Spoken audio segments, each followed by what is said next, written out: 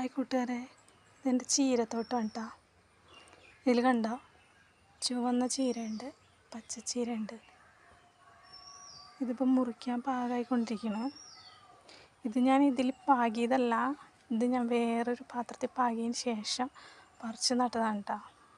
ഇതിൽ ഞാൻ വേറൊരു വളമൊന്നും ചെയ്തിട്ടില്ല, കോഴിക്കാഷ്ടവും ചാരവും മാത്രം ചെയ്തിട്ടുള്ളൂ കേട്ടോ. ഇപ്പോൾ നിറയെ ഇലയൊക്കെ തിങ്ങി നന്നായിട്ട് പാകമായി ചീരയാണ്. ഇപ്പോൾ മുറിക്കാറായി. ഹായ് കൂട്ടുകാരെ, ഇതെൻ്റെ ചീരത്തോട്ടമാണ് കേട്ടോ. ഇതിൽ കണ്ടോ, ചുവന്ന ചീരയുണ്ട്, പച്ചച്ചീരയുണ്ട്. ഇതിപ്പോൾ മുറിക്കാൻ പാകമായിക്കൊണ്ടിരിക്കണം.